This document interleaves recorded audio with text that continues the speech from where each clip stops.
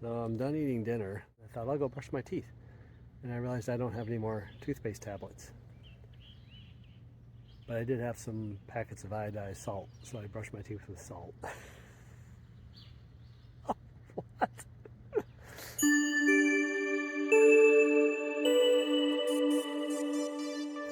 Good morning, camper. This was my campsite last night right here. There's my backpack, as you can see. It rained pretty much all night. I made it into camp before the rain started, and I was able to set up my tent. I was able to cook dinner, eat dinner, get ready for bed, get all set, and get into bed before the rain started. And some people had gotten here about an hour before I did, and they said it poured rain for 20 minutes. So I was still, 2.5 or so miles away, and nothing. So even though I got here a little bit later than I planned, it worked out good because I didn't get dumped on. Today, just to take a precaution, I'm using my pack liner in case it rains today. I've got 10.5 miles, and there's a big incline out of wind gap. So for the next mile and a half, it's level, and then it goes down into wind gap, and then it comes up the other side. It's a 600-foot climb. It's pretty much straight up. There's no switchbacks, so it's pretty steep. It's going to be slow going. But once I get up to the top of that, then the rest of the way, it's pretty level. It's been a tricky stretch as far as water goes. And I'm actually lucky because it's been rainy. And these seasonal springs, the unreliable springs, have had water. I have not hit any water source that didn't have water, that had gone dry yet. So that's one good thing about the rain. In any event, I'm going to head out. It's another dreary, cloudy, misty, foggy day, as you can see. I like to shoot a little bit of video from the trail once I get going. It's rocky again.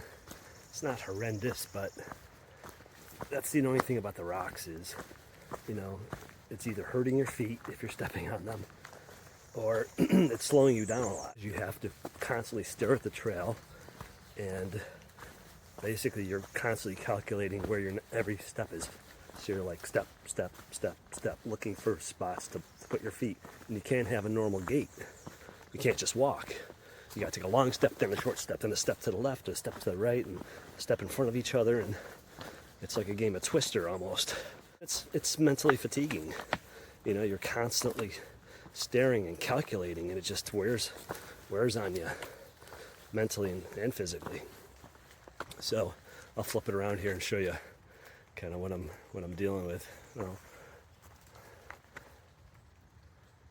I'll shoot some groundwork now so you can kind of see what it takes to get through this kind of nonsense.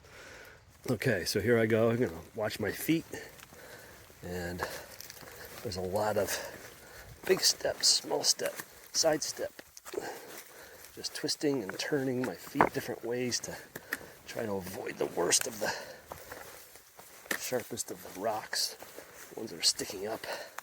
Trying not to slip, trying not to trip, trying not to step on anything sharp that was really going to hurt my feet, trying to stay on the leaves, and so there you go.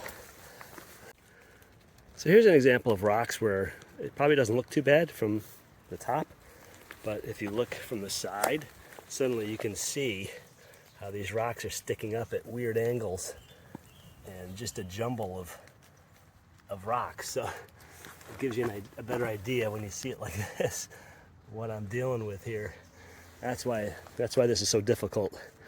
Again, here's another section. You just say, oh yeah, some rocks, but then, if I go like this, you can see how much they're sticking up and how much I have to avoid. It's like a maze, really. Okay, so if the next 10.5 miles are like this, it's going to be a real slow 10.5 miles. It's just a lot of fairly good sized rocks all just jumbled every which way. I'm coming downhill into wind gap. You might be able to hear the traffic in the background. A little treacherous. It's going to be tough going up the other side too if it's like this. Oh boy. And my left kneecap hurts when I step a certain way. So I'm trying to baby my left knee right now. Oh, while I was thinking of it, I forgot to share my second boo-boo of the trip. You can see right there. That is a scrape I got when I was crossing a blowdown, a tree that was crossing the trail. I straddled it and swung my leg over. When I swung my leg over, I scraped my knee on the bark of the tree. That's why these blowdowns need to be cleared out, trail crews. Hello? Okay, get on that. So here is the reason for all that traffic noise. There's a crisscross of roads, highways. There's a blaze, double blaze right here, indicates a left turn, which means I guess I go up the road a little bit. This post right here. So, let's see. Okay, so whoever put this double blaze here did it wrong. This indicates you're supposed to go to the left, which would mean going up this road. You actually have to go to the right. You have to go into the tunnel. You can see the blaze right here. That blaze. So this is the way. So you always have to check. Don't always trust blazes, especially when you come into a turn. This is another reason why I like having an orange backpack, because when I'm walking down the highway, the traffic's coming up behind me, I'm pretty visible with that blaze orange backpack. Unlike some people with gray or green or black backpacks. So drivers who are a little bit inattentive aren't going to have any trouble seeing me. That stairway is leading out of Wind Gap, so I am going to take off my raincoat because I'm not going to get all sweaty climbing this sucker. Okay, Kirkridge Shelter, 9 miles, that's where I'm headed. And it is like a steamy tropical jungle out here. It's literally 100% humidity. You can just feel the moisture in the air. So I just had to stop because a bug flew in my eye. And I wiped it out. And I was pretty sure I got it, but I had to get out my mirror just to be safe. I got out my mirror and checked, and yeah, I got it all. And then as I was putting back on my backpack, I decided to put my mirror in my pouch here in case I needed it again. Sure enough, as I'm putting my backpack on, another bug tried to fly into the same eye. Like, what is it with these bugs? These bugs are kamikaze bugs. They have a death wish. Don't they know they're going to die if they fly into my eye? But I got my mirror handy in case that happens again. That's like the 4th time a bug has flown into my eye. Like just I can see it coming. I can't blink fast enough. There's nothing worse when you see a nice, what looks like a nice grassy, smooth path, and then you look down and you go, ah, crap.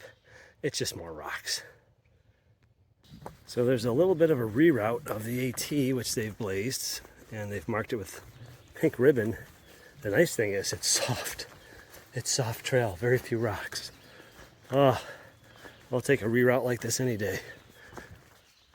So I'm about 2 miles from the water source that I have to stop at and fill up.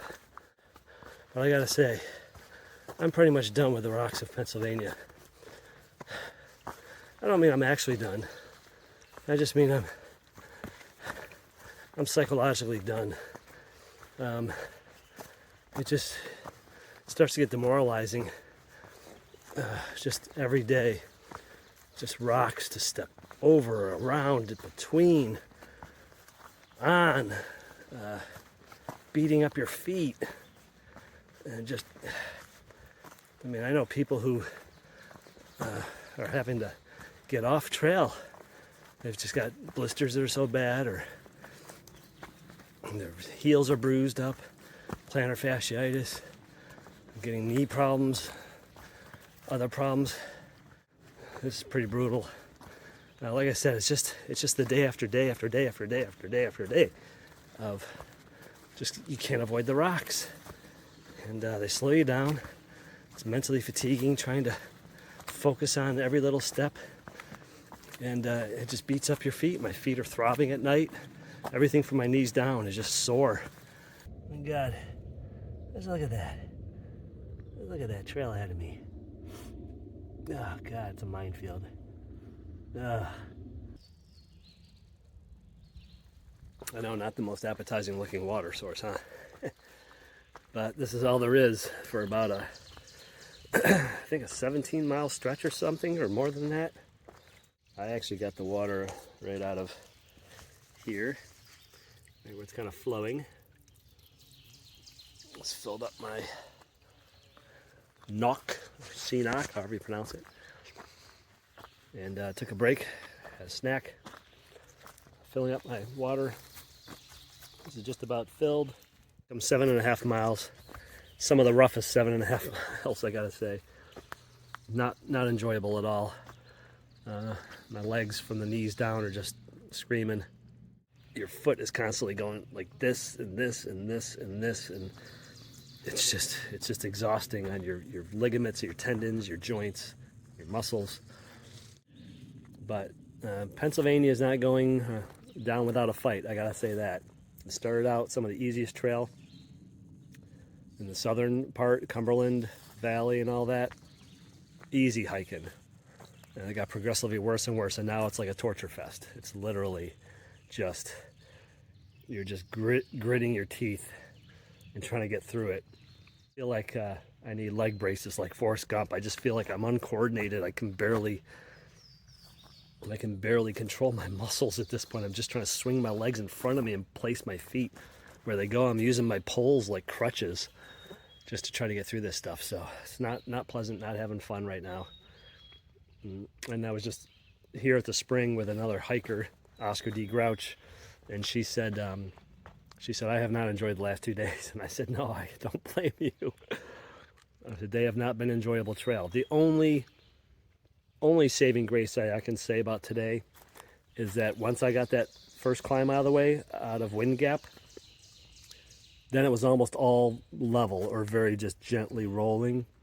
No hills to go up or down. So that's the only saving grace, if I can say anything good about the trail. But other than that, it's just been a torturous, rocky slog. Well, we got some bouldering ahead of me. In some ways, that's better than all those old ankle twisters. So mercifully, the trail has turned to dirt, soft pack. But I would normally pick up my speed and go at least 3 miles an hour over this. But everything from the knees down is just shot. Just my feet are burning. Every step hurts. So I'm just trying to make my way through this. I got about another hour before I get to the shelter. But right now, this stuff, that's pretty easy hiking.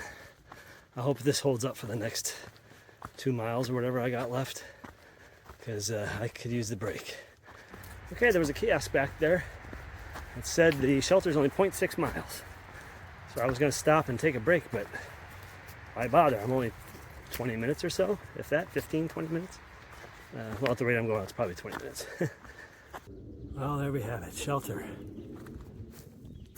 Up to the left. One more little uphill push, and I'm at the shelter. Yes, I made it. Ladies and gentlemen, boys and girls. That was rough. There's a sign here that says water. There's not supposed to be any water here. Huh. I'll be curious to see if there is. If there is, I'll be pissed that I just carried 6.5 pounds of water for no reason. So it looks pretty good. Looks pretty dry. Looks reasonably clean. I don't think I'll be banging my head too much as long as I stay away from the back, because it looks like it's about 4.5 foot tall back there. That's the thing about these shelters. They build them for really, really short people, apparently. Well, spot for campfire, picnic table. I like these benches. I like the big overhang too. I like this long overhang. That's one thing some shelters don't have. They don't have enough covered space where you can, be in here and then sit, and you've got all this overhang in front of you to protect you from rain and blowing rain and wind and whatnot. So that was a rough stretch of trail. I would not want to do that again. And I'm almost afraid to take off my shoes and look at my feet. So Ash just arrived. That's his stuff. I put out my ground cloth to dry, and I set up my tent to dry because it's soaking wet, which makes it heavier and just nasty. Dirt and leaves and stuff cling to it when it's wet, so just letting it air out for an hour or so while it's lying sunny and breezy. Little birdie in the nest in the shelter. And it's very suspicious. It's like, hey man, why are you looking at me? So I'm done eating dinner. Thought I'll go brush my teeth. And I realized I don't have any more toothpaste tablets. But I did have some packets of iodized salt, so I brushed my teeth with salt. What? If you've never tried it, it's salty.